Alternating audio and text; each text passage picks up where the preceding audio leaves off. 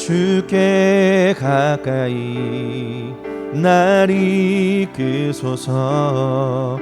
간절히 주님만을 원합니다. 채워주소서. 주의 사랑을 진정한 찬양 드릴 수 있도록 목마른 나의 영혼 주를 부르니 나의 맘 만져 주소서. 주님만을 원합니다. 더 원합니다. 나의 맘 만져 목마른 나의 영혼 주를 부르니 목마른 나의 영혼 주를 부르니 나의 맘 만져 주소서. 주님만을 원합니다. 더 원합니다. 나의 맘 만져 주소서. 아버지께 참되게 예배하는 자들은 영과 진리로 예배할 때가 오나니 곧 이때라. 아버지께서는 자기에게 이렇게 예배하는 자들을 찾으시느니라. 하나님은 영이시니 예배하는 자가 영과 진리로 예배할지니라. 아멘.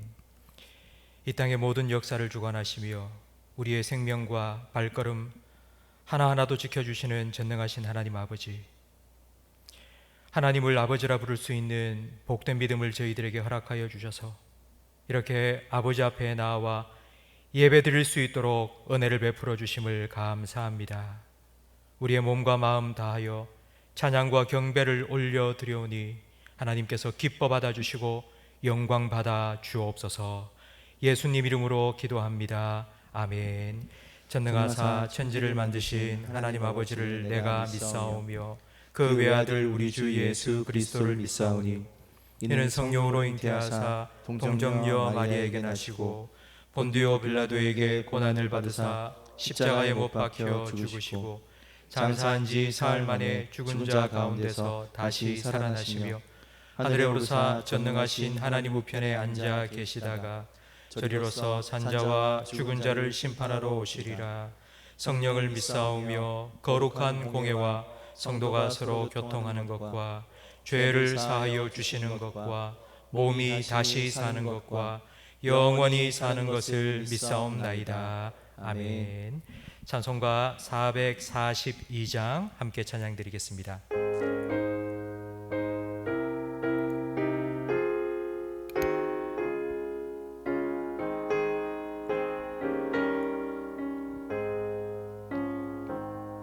저 장미꽃 위에 이슬 아직 맺혀 있는 그때에 귀에 있는 이 소리 들리니 주 음성 분명하다. 주님 나와 동행을 하면서 나를 친구 삼으셨네. 우리 서로 받은 그 기쁨은 알 사람이 없도다. 그 정한 주의 음성 우는 새도 잠잠케 한다. 내게 들리던 주의 음성이 늘 귀에 쟁쟁하다. 주님 나와 동행을 하면서 나를 친구 삼으셨네. 우리 서로 받은 그 알 사람이 없도다. 밤 깊도록 동산 안에 주와 함께 있으려 하나. 괴로운 세상에 할 일 많아서 날 가라 명하신다. 주님 나와 동행을 하면서 나를 친구 삼으셨네. 우리 서로 받은 그 기쁨은 알 사람이 없도다. 마음을 아파야 함께 기도하실 때에 지난 한 주간 우리에게 베푸신 하나님 은혜에 감사 기도를 드리겠습니다. 주님 뜻대로 살겠다고 다짐하며 한 주간 우리가 삶을 시작했지만 돌아보면 내가 주인 되어 살아왔던 우리의 모습이 참 많이 있습니다. 회개의 기도도 함께 드리겠습니다. 오늘 우리가 온라인 예배를 드리고 있습니다. 우리뿐만 아니라 한국에 있는 많은 교회들이 온라인으로 하나님을 예배하고 있습니다. 하나님께서 우리 예배를 통하여 영광 받으시고 더 풍성한 은혜, 더 크신 은혜를 우리 한국교회 성도들에게 허락해 달라고 우리 자신과 예배를 위하여 한국교회를 위하여서 통성으로 함께 기도하겠습니다. 하나님 아버지 감사합니다. 지난 한 주간도 주님의 은혜 가운데 살아오게 하심을 감사합니다. 우리의 삶을 지키시고 하나님 여기까지 인도하셔서 하나님을 예배하게 하시니 감사합니다. 한 주간 우리의 삶을 돌아보면 부족하고 연약한 우리의 모습, 주님 앞에 설 수 없는 우리의 모습이 나눠도 많이 있습니다. 그러나 주님께서 우리의 예배를 받기 위하여서 우리를 불러주셨사오니 주님 부름받고 이 자리에 있는 모습 그대로 섰습니다. 하나님 우리를 주님의 십자가 보혈로 깨끗하게 씻어주시고 덮어주셔서 우리가 오늘 드리는 이 예배가 하나님 받으시기 합당한 거룩한 산제사가 되게 하옵소서. 하나님 우리뿐만 아니라 한국에 있는 많은 교회들이 온라인으로 하나님을 예배하고 있습니다. 하나님 가정에서 초소초소에서 하나님을 예배하는 우리 모든 성도들에게 주님께서 임재하여 주시고 영과 진리로 드리는 그들의 예배를 주님께서 기뻐 받아 주옵소서. 하늘 문을 여시고 우리의 성도들의 마음을 여시고 풍성한 주의 은혜를 폭포수와 같이 부어 주옵소서. 우리 예배를 통하여 하나님 영광 받아 주옵소서.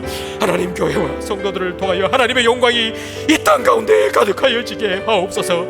하나님 아버지 성령으로 우리 예배를 온전히 주장하시고 흩어져 예배하는 우리 모든 성도들을 주의 성령으로 하나 되게 하시며 우리 예배를 통하여 하나님 홀로 영광 받아 주옵소서. 예수님 이름으로 기도합니다.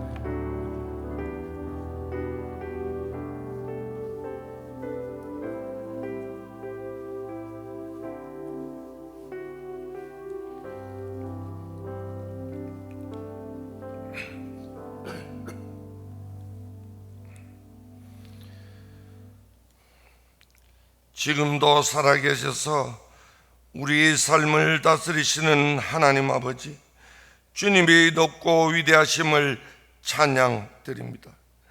지난 한 주간도 코로나 대유행 속에서도 저희들을 눈동자같이 지켜주시고 거룩하고 복된 성일 맞이하여 주님 보좌 앞에 불러주심을 진심으로 감사드립니다. 저희들은 주님의 택한 자녀로서 날마다 거룩하게 살아야 할 존재이지만 지난 한 주간 삶을 되돌아볼 때 온전하지 못했음을 고백합니다.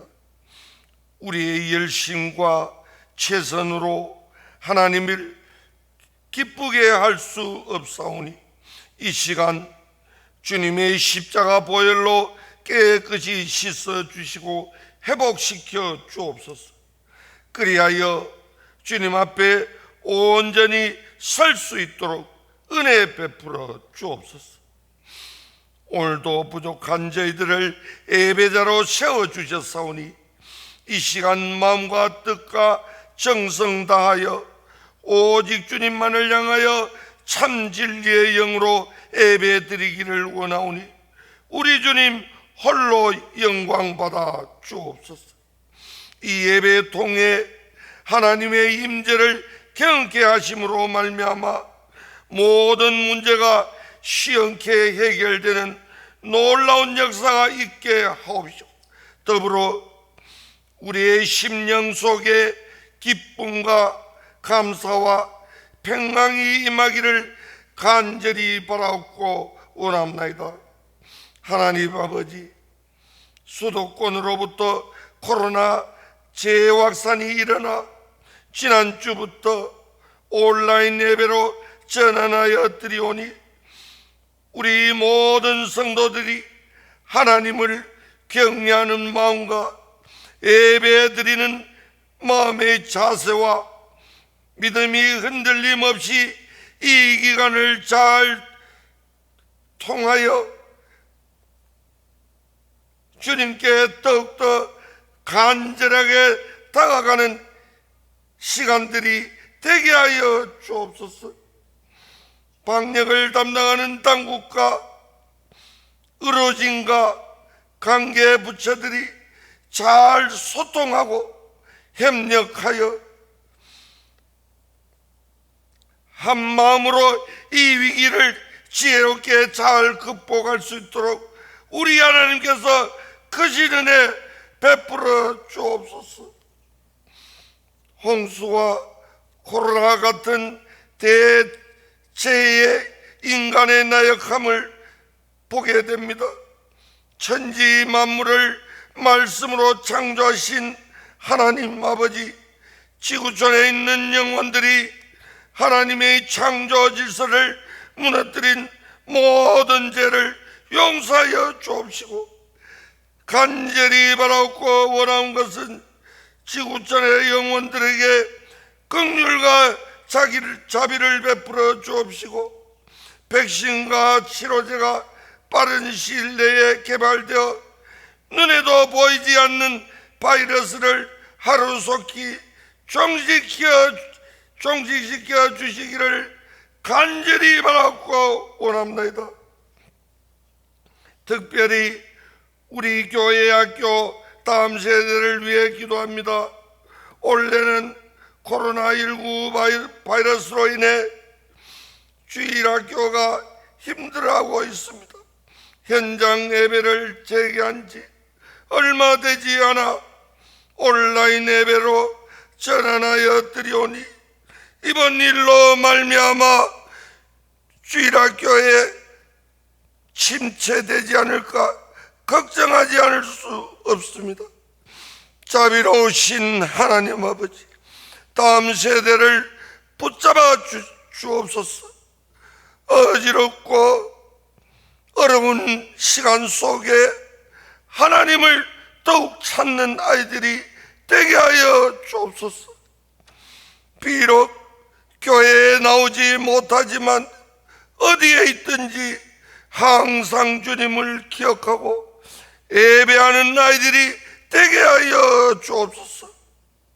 이들을 위해서 기도하는 교사들이 영적으로 충만케 하시고 날마다 말씀을 준비하며 애타게 기다리는 담당 교육자들에게 성령으로 충만케 하사 이 기간을 잘 통과하게 하여 주옵소서. 우리의 선교지 위에도 주님 함께해 주셔서 두 분의 주 파송 선교사님과 15분의 행력 선교사님 주님 동행해 주셔서 코로나 확산 위기를 잘 극복할 수 있도록 주님께서 보호하여 주옵소서. 가정에서 온라인으로 예배드리는 모든 성도들 코로나 확산 위기를 오직 주님만 바라보고 주님만 의지하게 하옵소서. 장기간 병석에 계신 분들 우리 주님 이 시간 찾아가 주셔서 주님의 긍휼의 손으로 어루만져 주심으로 말미암아 하루속히 쾌유케 되기를 간절히 바라옵고 원하옵나이다. 이 시간 하나님의 생명의 말씀을 들고 단위에 서신 사자 목사님, 하나님의 능력의 손으로 붙잡아 주셔서 말씀 선포하실 때 하나님의 능력이 나타나 모든 성도들의 영혼에 성령 충만을 가득 채우는 은혜의 시간이 되게 하여 주옵소서. 예배 시종을 주님께 의탁드리옵고 우리를 구원하여 주신 예수님 이름으로 간절히 기도드리옵나이다. 아멘.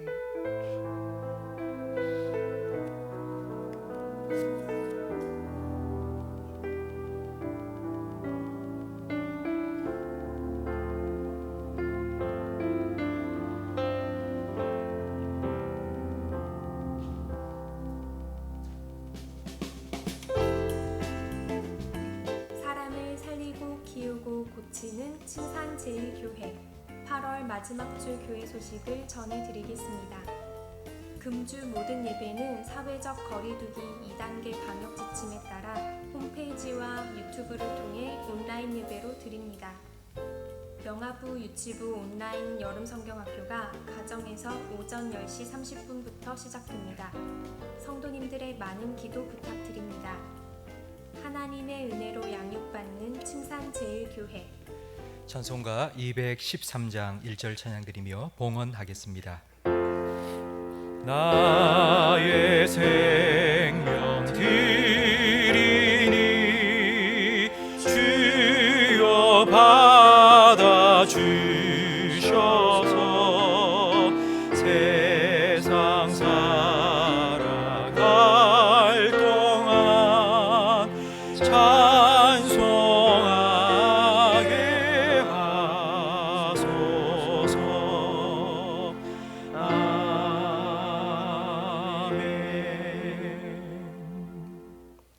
하나님 아버지, 지난 한 주간도 주님의 날그 그늘 아래 저희들을 고이 품어주시고 오늘 주일날 하나님 아버지 앞에 나와 예배드리게 하심을 감사합니다.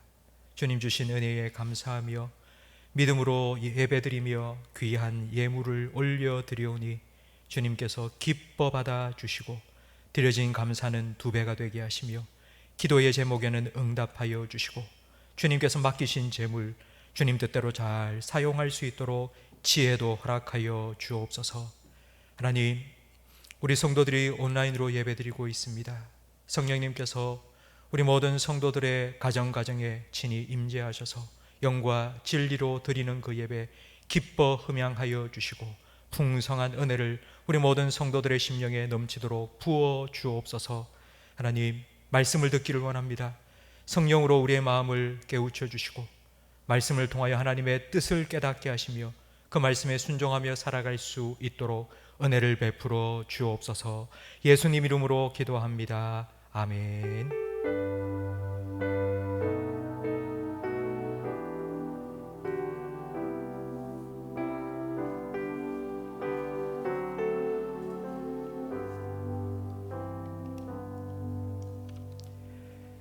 성경 말씀 고린도전서 9장 말씀입니다.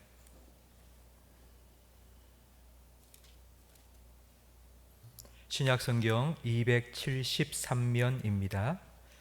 고린도전서 9장 19절부터 27절까지 우리 저와 성도님들 한 절씩 번갈아 가며 읽겠습니다. 내가 모든 사람에게서 자유로우나 스스로 모든 사람에게 종이 된 것은 더 많은 사람을 얻고자 함이라. 유대인들에게 내가 유대인과 같이 된 것은 유대인들을 얻고자 함이요 율법 아래에 있는 자들에게는 내가 율법 아래에 있지 아니하나 율법 아래에 있는 자와 같이 된 것은 율법 아래에 있는 자들을 얻고자 함이요 율법 없는 자에게는 내가 하나님께는 율법 없는 자가 아니요 도리어 그리스도의 율법 아래에 있는 자이나 율법 없는 자와 같이 된 것은 율법 없는 자들을 얻고자 함이라. 약한 자들에게 내가 약한 자와 같이 된 것은 약한 자들을 얻고자 함이요 내가 여러 사람들에게 여러 모습이 된 것은 아무쪼록 몇 사람이라도 구원하고자 함이니 내가 복음을 위하여 모든 것을 행함은 복음에 참여하고자 함이라. 운동장에서 다름질하는 자들이 다 달릴지라도 오직 상을 받는 사람은 한 사람인 줄 너희가 알지 못하느냐. 너희도 상을 받도록 이와 같이 다름질하라. 이기기를 다투는 자마다 모든 일에 절제하나니 그들은 썩을 승리자의 관을 얻고자 하되 우리는 썩지 아니할 것을 얻고자 하노라. 그러므로 나는 다름질하기를 향방 없는 것 같이 아니하고 싸우기를 허공을 치는 것 같이 아니하며 함께 읽습니다. 내가 내 몸을 쳐 복종하게 함은 내가 남에게 전파한 후에 자신이 도리어 버림을 당할까 두려워함이로다. 아멘. 우리 함께 찬양을 하고 말씀을 드렸으면 좋겠습니다. 기쁨, 하나님의 기쁨이 당신의 삶에 가득하기를 우리 좌우에 있는 우리 가족들을 축복하는 마음으로 함께 찬양 드리겠습니다. 기쁨, 하나님의 기쁨이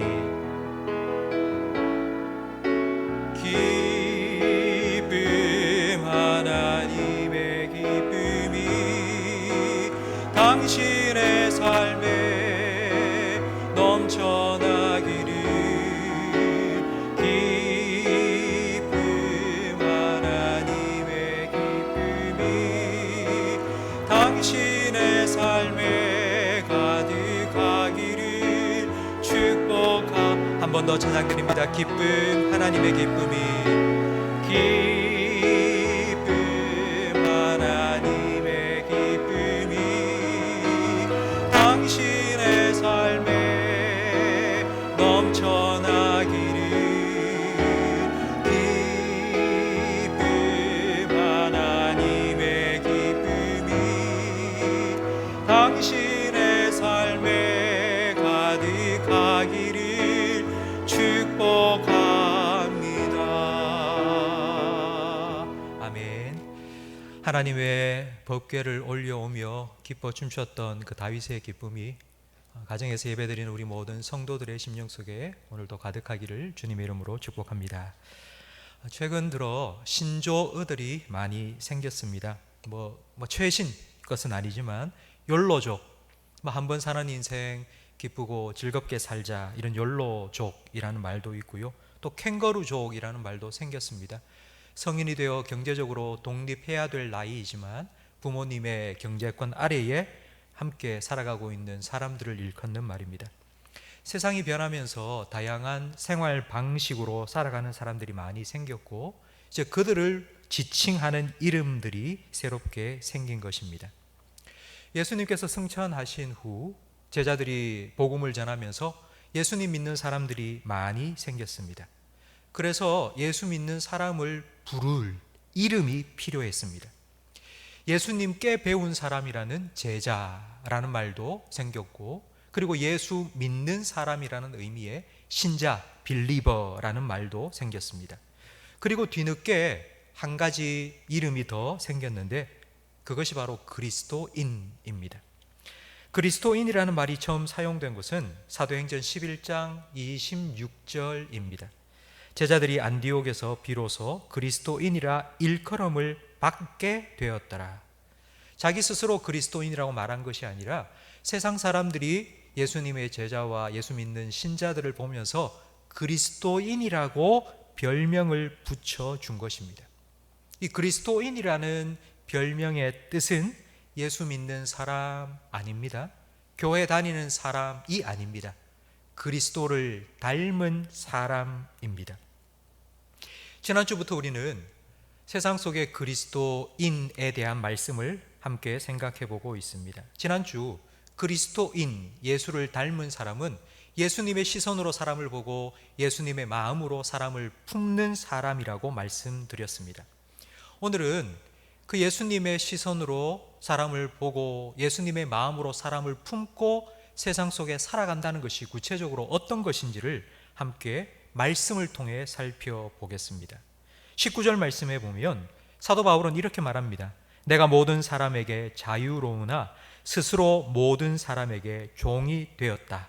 그 이유는 많은 사람을 얻고자 하기 때문이라고 말합니다. 바울은 자유에 대해서 말하고 있습니다. 내게 자유를 달라!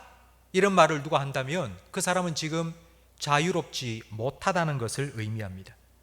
이제 나는 자유다! 라고 말한다면 조금 전까지는 그 사람이 자유 없이 살았다는 뜻입니다. 그렇다면 과연 바울이 나는 자유자다 라고 말할 때에 이전의 바울의 삶은 과연 종으로 살았던 적이 있었을까요? 그는 종으로 태어나지 않았습니다. 경제적으로 힘들어서 종으로 팔려간 적도 없습니다. 비록 로마에 통치받는 유대인으로 태어났지만 그는 로마 시민권을 가지고 있었기 때문에 식민지 백성이 겪는 그런 아픔과 고통을 그는 겪지 않고 비교적 자유롭게 살았습니다. 그렇다면 바울이 말하는 자유, 나는 자유다, 나는 이제 자유롭다 라고 말할 때 그 자유는 무엇으로부터의 자유일까요? 로마서를 계속하여 살펴보면 바울은 자기가 죄의 종이었다가 그 죄로부터 자유롭게 되었다고 말하고 있음을 볼 수 있습니다.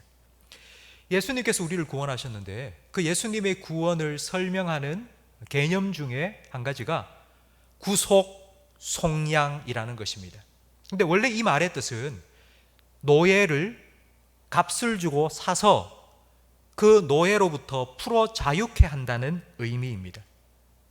그러니까 예수님의 구원은 그리스도인들을 자유롭게 한 것인데 바로 죄로부터 죄의 종이었던 우리를 자유롭게 한 것입니다. 바울이 도대체 무슨 죄를 그렇게 많이 지었길래 자기를 죄의 종이라고 했을까요? 뭐 도박 중독에 빠졌습니까?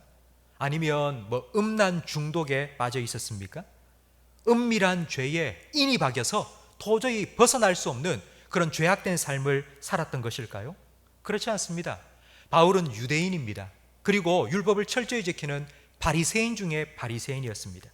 빌립보서 3장 6절 말씀에 바울은 스스로를 이렇게 말합니다. 율법의 의로는 나는 흠이 없다고. 과연 우리 중에 누가 이렇게 담대하게 말할 수 있겠습니까? 성경에 비추어서 나는 흠이 없는 사람이라고. 그런 말을 할 수 있는 사람이 과연 몇이나 될 수 있겠습니까? 바울은 그 말대로 우리가 생각하는 그런 죄를 많이 지은 사람은 아닙니다. 도대체 바울은 무슨 죄가 있었길래 나는 죄의 종로를 한다고, 나는 죄에 얽매여 있다고 라고 고백했을까요? 로마서 7장 말씀에 보면 바울이 왜 이런 고백을 했는지 알 수 있습니다. 내가 원하는 바 선을 행하지 아니하고 도리어 원하지 아니하는 바 악을 행하는도다. 내가 원하지 아니하는 그런 악을 행하는 것은 내 속에 거하는 죄 때문이다. 그러면서 로마서 7장 24절에 바울은 이렇게 탄식합니다. 우리 텔레비전 화면을 보면서 함께 로마서 7장 24절을 읽어보겠습니다. 오라 나는 곤고한 사람이로다.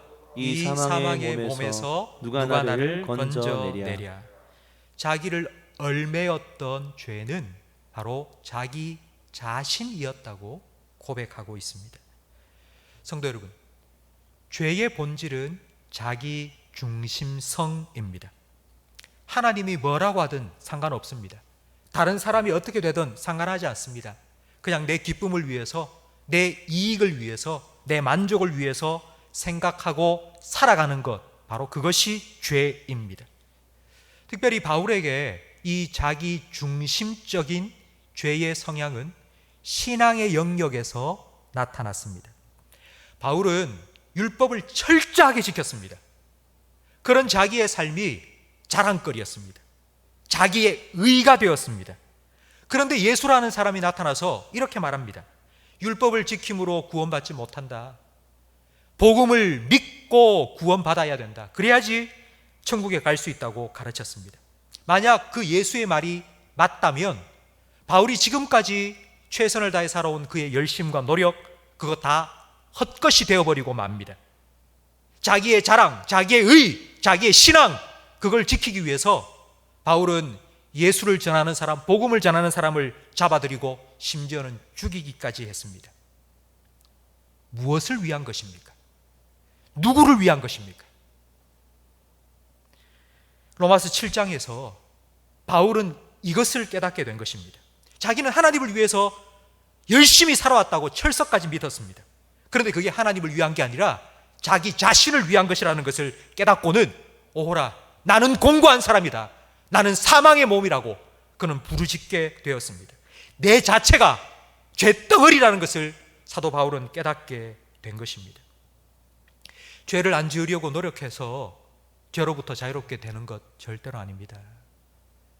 도박 중독에 빠진 사람이 다시는 내가 도박하지 않겠다고 자기 팔을 스스로 잘라버렸습니다. 그런데 그 사람이 나중에 몇 년이 지나고 발가락 가지고 도박을 하고 있다는 것을 보았다고 합니다. 나 자신을 지극히 사랑해서 나를 드러내고 나를 기쁘게 만들고 나를 높이려고 하는 자아가 죽어야지 우리는 자유롭게 될 수 있습니다. 내 스스로 이 죄의 몸으로부터 벗어날 수 없다는 것을 깨닫고 나는 공고한 사람입니다. 나는 죄악 덩어리입니다. 나는 죄의 종입니다. 나는 썩어 냄새가 나는 존재입니다. 이렇게 자기 자신을 깨닫고 나를 구원해 주실 분 오직 예수님, 그리고 예수님의 십자가를 바라볼 때에 참된 자유를 얻을 수 있습니다. 성도 여러분, 바로 이것이 신앙의 코페르니쿠스적 전환입니다. 나 중심의 신앙생활을, 천동설을 주장하는 것 같은 그런 나 중심의 신앙생활로부터 전환되어야 합니다. 예수님 중심, 십자가 중심의 신앙으로 전환되어야지만이 우리는 죄로부터 자유함을 얻을 수 있고 죄의 문제를 해결받을 수 있습니다. 성도 여러분, 예수님께서는 누구든지 나를 따라오려거든 어떻게 해야 된다고 말씀하셨습니까? 누구든지 나를 따라오려거든 예배를 잘 드려라 말씀하셨습니까? 아니면 헌금을 많이 해라 그렇게 말씀하셨습니까? 아니면 전도를 많이 해라 말씀하셨습니까? 그렇지 않습니다. 예수님께서 누구든지 나를 따라오려거든 자기 부인하고 자기 십자가를 지고 나를 따라오라고 말씀하셨습니다. 바울은 이 예수님의 말씀에 순종했습니다.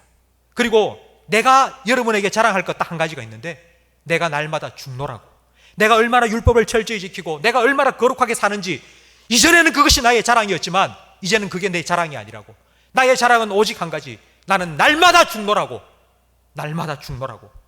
그리고 오늘 우리가 함께 읽은 본문 27절 말씀에 보면 바울은 이렇게 말합니다. 내가 내 몸을 쳐서 복종한다. 왜냐하면 내가 남에게 복음을 전한 후에 나 자신이 도리어 버림을 당할까 두려워하기 때문이라고 말합니다. 이 말은, 내가 버림을 당한다는 이 말은 구원을 받지 못한다는 뜻이 아닙니다.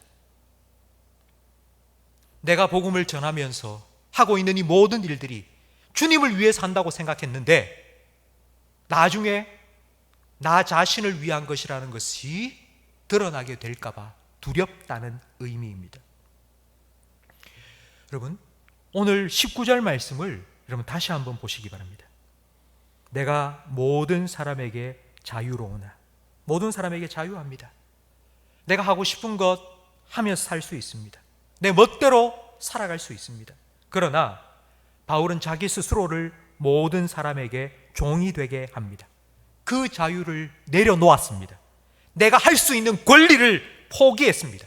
그리고 스스로 종이 되었습니다. 그런 삶이 어떤 것인지 20절부터 22절에 구체적으로 설명해 줍니다. 유대인에게는 유대인처럼 되었고 이방인들에게는 이방인처럼 되었습니다. 믿음이 약한 사람에게는 약한 사람처럼 되었습니다. 고린도전서 8장 말씀에 보면 바울이 한 구체적인 예를 설명해 줍니다. 교회 안에 우상에게 제물로 드려진 음식을 먹어야 되느냐 말아야 되느냐라는 문제 때문에 교회 안에 분열이 생겼습니다. 이거 해야 되느냐 하지 말아야 되느냐, 교회 안에 싸움이 일어난 것입니다. 그런데 바울은 이렇게 결론을 내립니다. 나는 우상이라는 없다. 나는 믿는다. 하나님 한 분만 참된 하나님이시다. 그래서 우상에게 드려진 제물 그거 아무 소용없다. 그냥 먹어도 된다. 하지만 그걸 먹는 내 모습을 보고 다른 사람이 실족하고 시험에 들면 안 되기 때문에, 만약 그런 사람이 있다면 그 믿음이 약한 사람을 위해서 나는 고기는 평생 입에도 대지 않겠다고 바울은 그렇게 결론을 내린 것입니다. 사람들은 이런 바울의 모습을 보면서, 야, 사도 바울 믿음이 좋은 줄 알았지만 저렇게 믿음이 없어? 이랬다 저랬다, 줏대도 없이 뭐 카멜레온 같은 거 아니야 저 사람? 이렇게 사람들은 바울을 비난했습니다. 여러분, 카멜레온은 자기 살기 위해서 주변의 색깔에 자기를 맞춥니다. 하지만 바울은 자기를 살리기 위해서가 아니라 하나님을 위해서, 복음을 위해서, 다른 사람을 얻기 위해서 이렇게 하고 있습니다. 제가 유학 시절 3년 동안 이민교회를 섬긴 적이 있습니다. 이민교회를 섬기면서 제가 참 하기 싫었던 일 중에 하나가 무엇인가 하면 한국에서 처음 이민 오는 사람들을 공항에 데리러 나가는 일이었습니다. 담임 목사님께서 아이고 목사님 좀 수고 좀 해주세요. 그러면 교회 봉고차를 끌고 공항까지 몇 시간 차를 몰고 나갔습니다. 그래서 그 짐을 다 받아가지고 교회로 데리고 옵니다. 그런데 거기서 끝나는 것이 아닙니다. 이민국에 가서 우리나라의 주민등록번호와 같은 소셜 시큐리티 넘버 발급받는 것 다 수속 밟아줘야 됩니다. 교육청에 가서 그 자녀들 입학시켜줘야 합니다. 부동산에 가서 살 집도 다 알아봐 줘야 합니다. 이렇게 한 이유가 무엇일까요? 몇 주 동안 그분과 함께 여기저기 다니면서 그렇게 하는 이유가 무엇일까요? 사람을 얻기 위해서입니다. 제가 그런 일들을 하며 3년 동안 하면서 정말 누가 공항에 마중 나와서 이 미국에서의 삶을 처음 할 때 처음 만나는 그 사람에 따라서 그 사람의 일생이 달라진다는 것을 깨닫게 되었습니다. 바울에게는 로마 시민권이 있었습니다. 로마 시민권은 불체포 특권이고 면책 특권입니다. 그런데 지난주에 우리가 말씀 살펴본 것처럼 바울은 이 시민권, 이 권리를 사용하지 않았습니다. 포기했습니다. 그는 매맞고 감옥에 갇혔습니다. 죄에 짓고 죄수로 들어간 것이 아니라 죄 없는 사람입니다. 그런데도 그 감옥에 들어간 이유가 무엇입니까?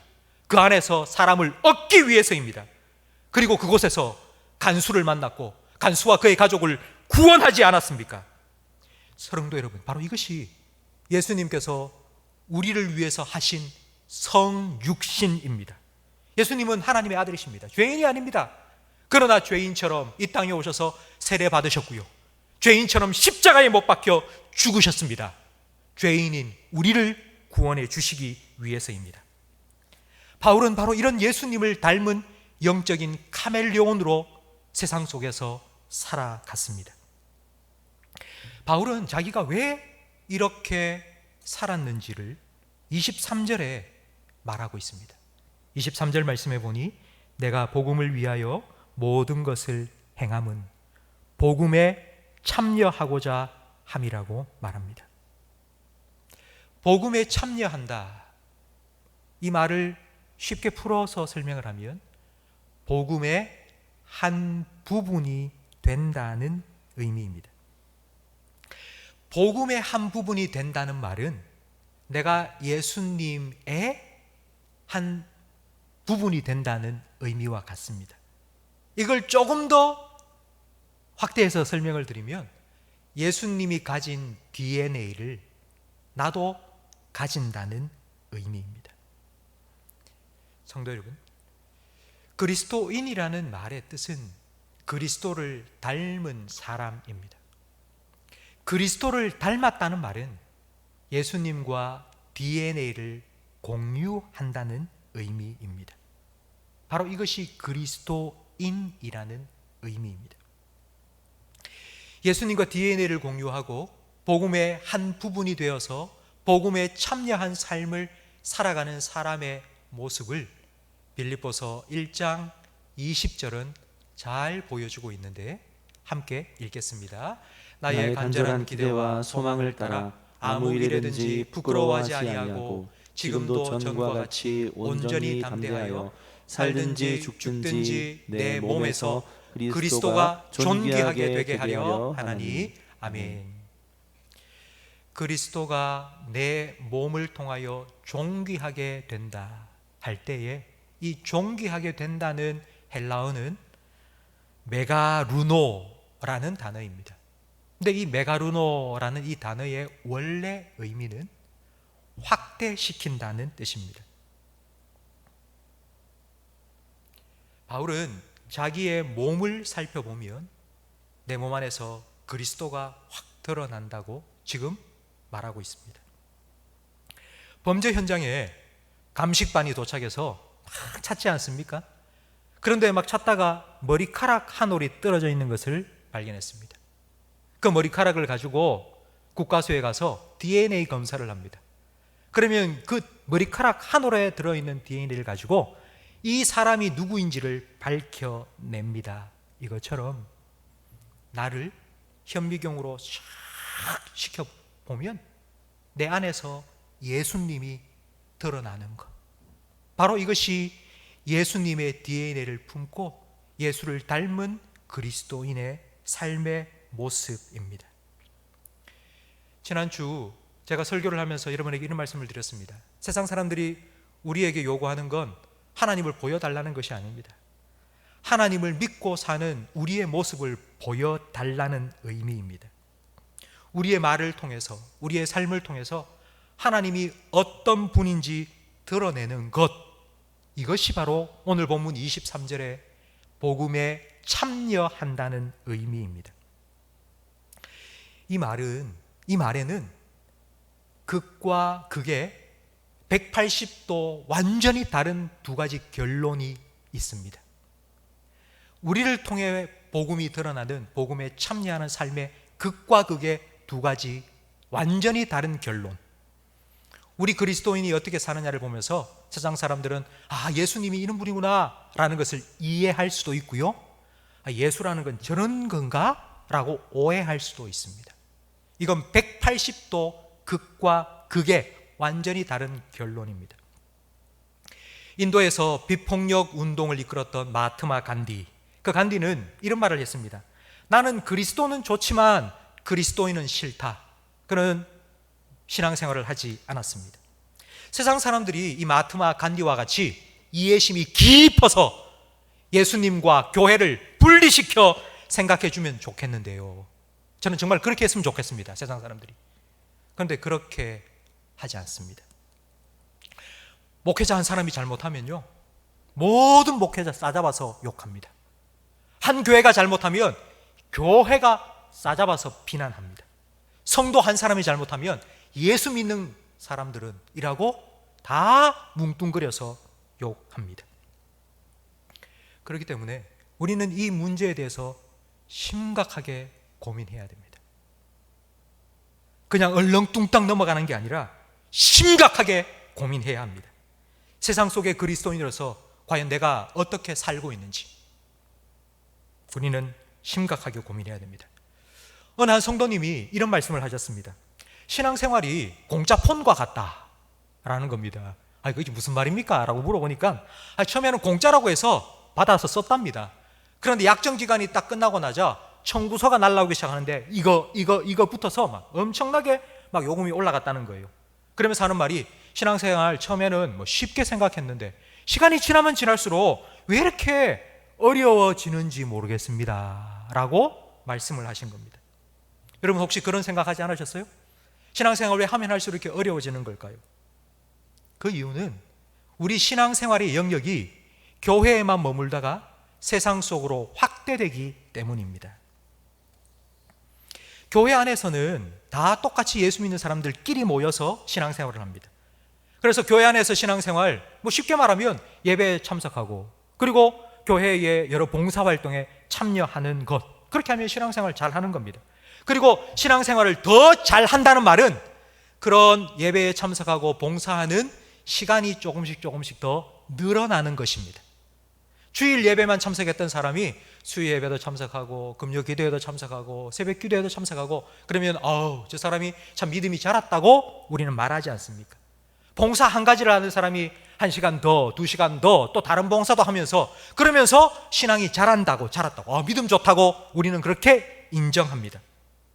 그런데 세상 속에서 신앙생활을 한다는 건 어떤 것일까요? 세상 속에서 신앙생활을 하면 할수록 여러분 힘들지 않습니까? 고민이 더 많아지지 않습니까? 과연 어떻게 살아가는 것이 정말 주님 뜻대로 사는 것일까?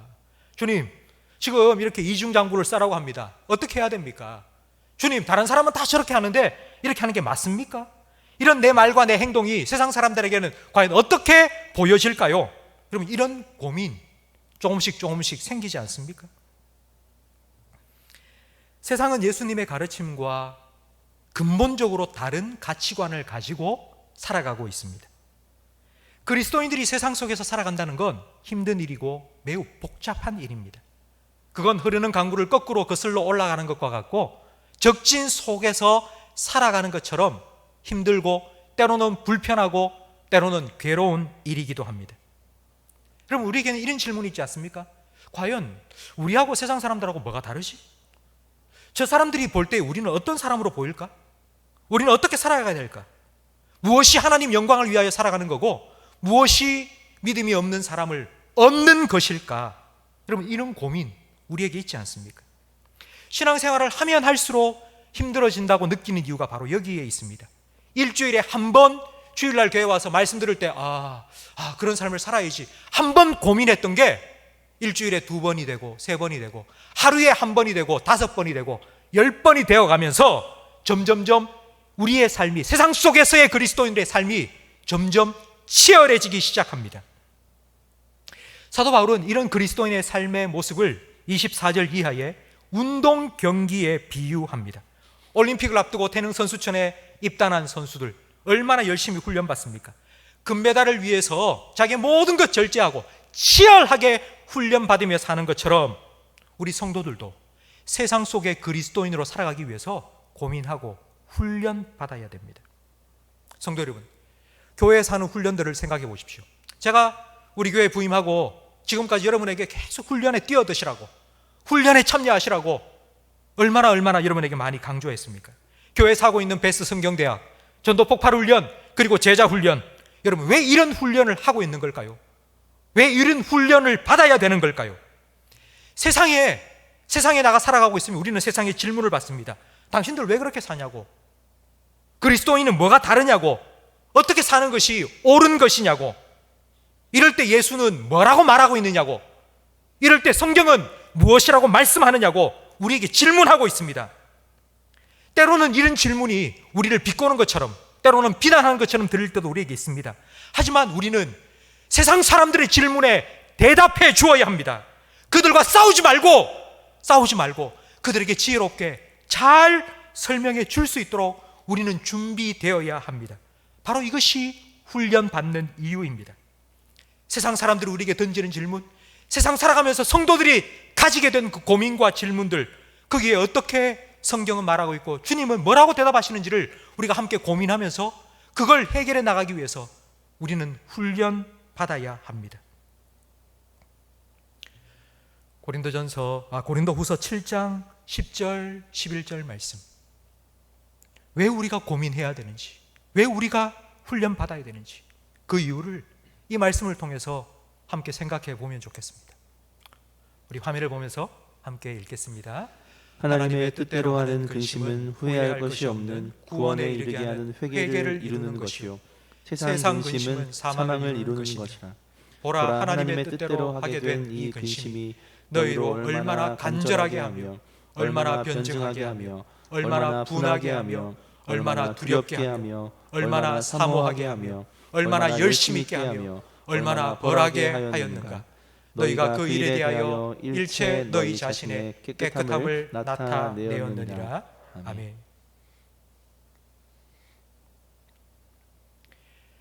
교회에서 하는 훈련은, 여러분 오해하지 말고 들으시기 바랍니다. 교회에서 하는 훈련은 좋은 교인을 만들기 위해서가 아니라 좋은 그리스도인을 만들기 위해서입니다. 이런 고민과 훈련이 있어야지 우리는 세상 속의 그리스도인이 될 수 있습니다. 이런 치열함을 나 힘들어요, 고민하고 목사님 제발 좀 그런 거 하지 마세요, 가뜩이나 세상 사는 것도 힘들어 죽겠는데 교회까지 와가지고 목사님 뭐 이래라 저래라, 제발 그런 말 좀 하지 마세요, 그냥 은혜 받고 갔으면 좋겠어요. 여러분 그거 힘들다고 포기하면 아담과 하와처럼 뱀의 유혹에 쉽게 넘어갈 수밖에 없습니다. 우리는 아담과 하와의 인류 최초의 범죄가 불순종이라고 알고 있습니다. 그런데 불순종의 죄를 범하게 된 근본적인 이유가 있습니다. 그것은 바로 생각의 게으름입니다. 뱀이 뭐라고 말할 때 잠깐만 하나님이 뭐라고 말씀하셨는지를 한번 생각해 볼게 하고 생각 좀 했어야죠. 고민 좀 했어야죠. 생각이 안 나면 하나님 찾아가서 하나님 뭐라고 말씀하셨는지 한 번 더 얘기해 주세요. 하나님께 물어봐야죠.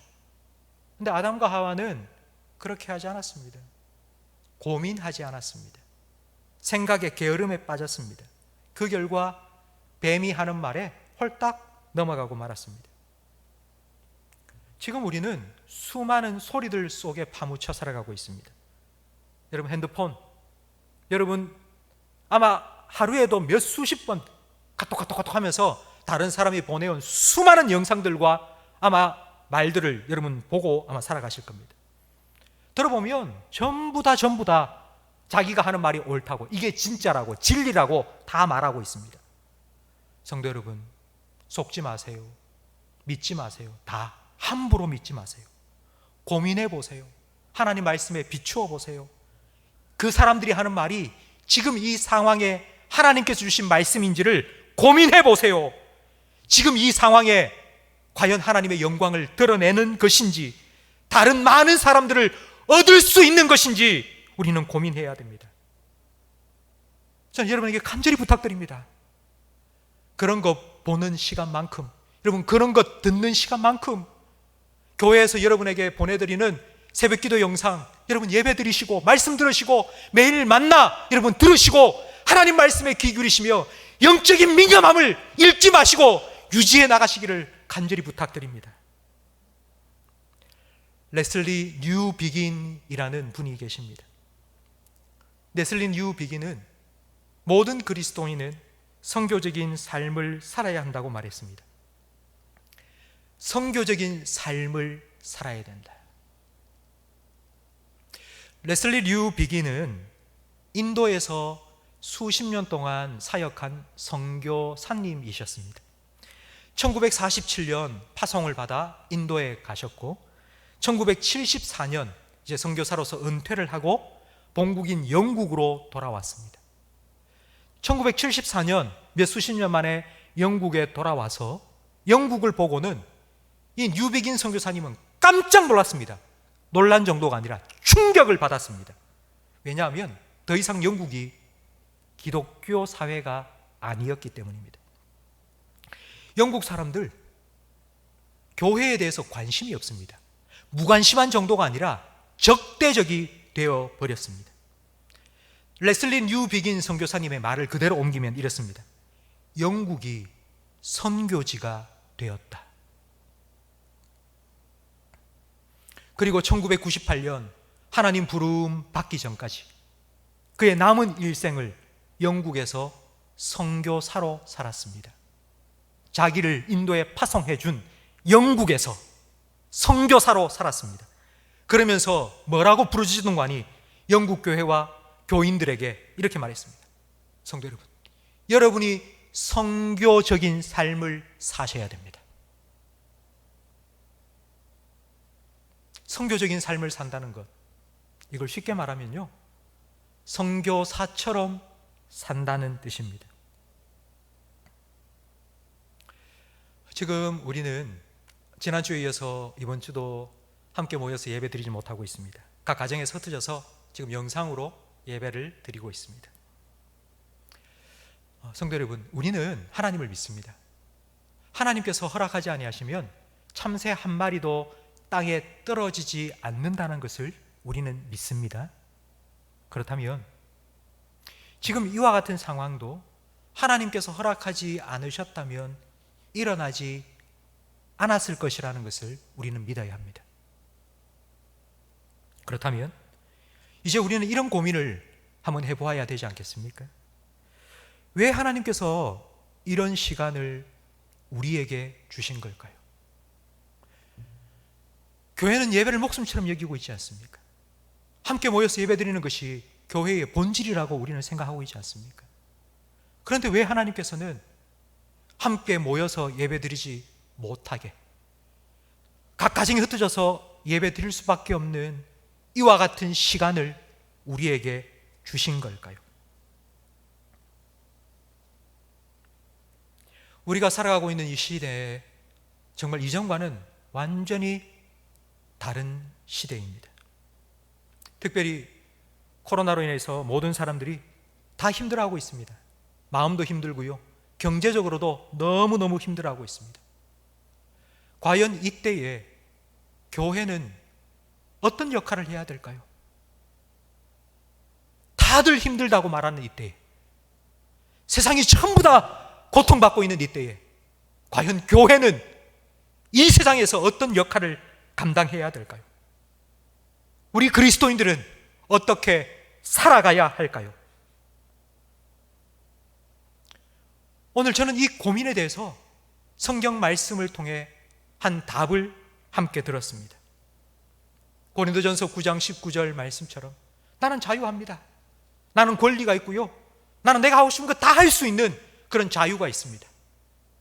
그러나 그걸 복음을 위해서, 하나님 영광을 위해서, 다른 사람을, 많은 사람을 얻기 위해서 잠깐 내려놓고 포기한다고 말했던 이 바울의 삶, 바로 이 삶이 선교적인 삶이요, 예수님을 닮은 그리스도인의 삶이라는 것을 말씀을 통해서 함께 들었습니다.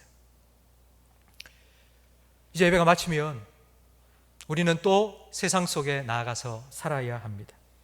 한 주간 세상 속에 여러분 치열하게 그리스도인으로 살아가셔야 됩니다. 저는 그런 여러분을 진심으로 축복하고 싶습니다. 예수님께서는 세상 끝날까지 너희와 항상 함께하리라 약속하신 그 임마누엘의 약속을 단 한순간도 잊지 아니하시고 여러분에게 지켜주실 것입니다. 주님께서 여러분과 함께 하시며 여러분에게 필요한 일용할 은혜를 때마다 허락해 주실 것입니다. 성령 하나님께서 여러분과 함께 하셔서 세상 사람들부터 질문을 받고 여러분께서 그리스도인으로서 치열한 고민을 할 때에 말씀을 기억나고 생각나게 하셔서 지혜롭게 대답할 수 있도록 도와주실 것입니다. 그리고 여러분을 통해서 주님께서는 반드시 영광 받으실 것입니다. 그런 주님을 기대하시고 그런 주님과 함께 또 한 주간 세상 속의 그리스도인으로 승리하며 살아가시기를 주님의 이름으로 축원합니다. 오늘 말씀을 생각하시면서 주님의 뜻을 깨닫게 해 주시고 주님의 뜻을 온전히 이루며 살아가게 해 달라고 우리 함께 찬양 드리겠습니다. 고단한 인생길 힘겨운 오늘도, 고단한 인생길 힘겨운 오늘도 예수 내 마음 아시네. 지나간 아픔도 마주할 세상도 예수 내 마음 하루를 살아도 기쁨으로 가리. 하루를 살아도 기쁨으로 가리. 예수 늘 함께 하시네. 예수 늘 함께 하시네. 후회도 염려도 온전히 맡기리. 예수 늘 함께 하시네. 믿음의 눈 들어 주를 보리라. 믿음의 눈 들어 주를 보리. 이 또한 지나가리라. 주어진 내 삶의 시간 속 주의 뜻 알게 하소서. 주의 뜻 알게 믿음의 눈 들어. 믿음의 눈 들어 주를 보리. 이 또한 지나가리라. 주어진 내 삶의 시간 속에 주의 뜻 한 번 더 찬양 드립니다. 믿음의 눈 들어 주를 보리. 믿음의 눈 들어 주를 이 또한 지나갈 것입니다. 이 또한 지나가는 동안 주님께서 여러분과 함께하여 주실 것입니다. 주어진 내 삶의 시간 속에 주의 뜻 알게 하소서. 기도하겠습니다. 하나님 아버지, 믿음의 눈을 들어 주님 바라보며 예배한 우리에게 주님의 마음을 주시고 주님의 뜻을 가르쳐 주시니 감사합니다. 우리를 죄악 어두운 가운데서 불러내어 영광스러운 주님의 자녀로 은혜를 누리며 살아가게 하신 그 주님의 아름다운 덕을, 그 놀라운 은혜를 선포하게 하려는 것이 우리를 향한 주님의 뜻임을 깨닫고 세상 속의 그리스도인으로 살아가기를 원하는 우리 모든 성도들과 주님께서 함께하여 주시고 우리의 삶을 통하여서 하나님의 살아계심을 이 세상 가운데 나타내 주옵소서.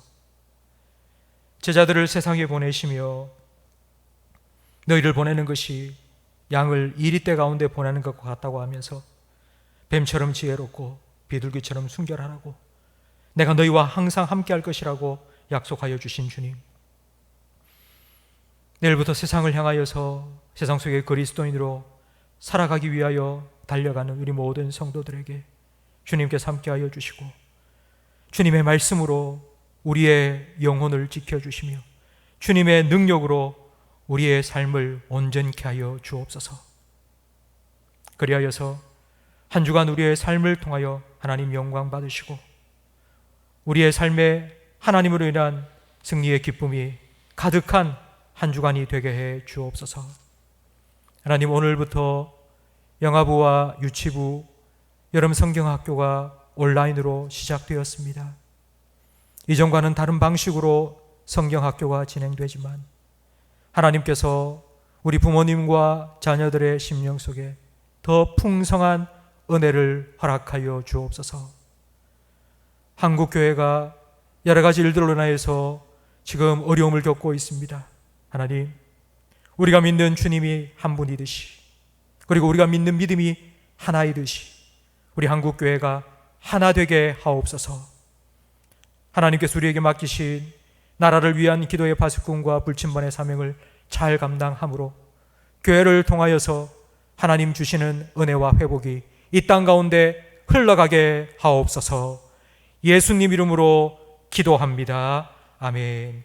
우리 구주 예수 그리스도의 은혜와 우리 아버지 하나님의 사랑과 성령 하나님의 내주, 인도, 위로, 교통, 충만 역사하심이 세상 속에서 예수님을 닮은 그리스도인으로 선교적인 삶을 살아가기를 소망하며 다짐하는 모든 성도들과 이들의 가정과 생업과 직장과 자녀들 위해, 우리 교회와 한국 교회 위에, 우리나라와 민족 위에, 그리고 전 세계 곳곳에서 저 복음 전하시는 선교사님들의 가정과 사역 위에 영원토록 함께 있을지어다. 아멘.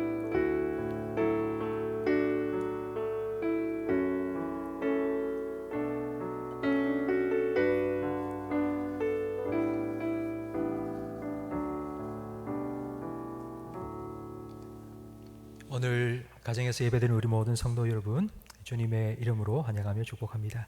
교우 소식 전해드리겠습니다. 이근우 집사님, 하나님께 새로운 보금자리를 허락하여 주셨고, 그리고 우리 청년부의 정도영 형제 지금 병원에 입원해 있습니다. 교회를 위하여서 기도해 주시기 바랍니다.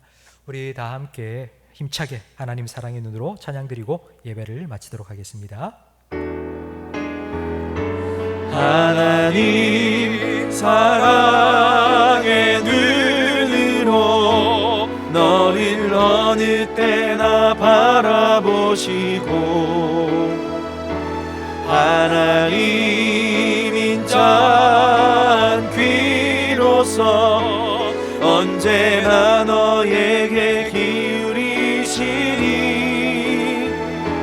어두움에 밝은 빛을 비춰주시고 너의 작은 신음에도 응답하시니 너는 어느 곳에 있든지 주를 향하고 주만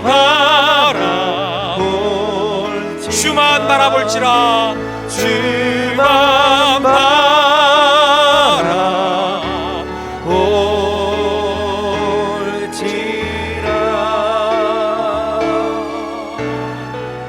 한 주간도 주님과 함께 승리하시기 바랍니다.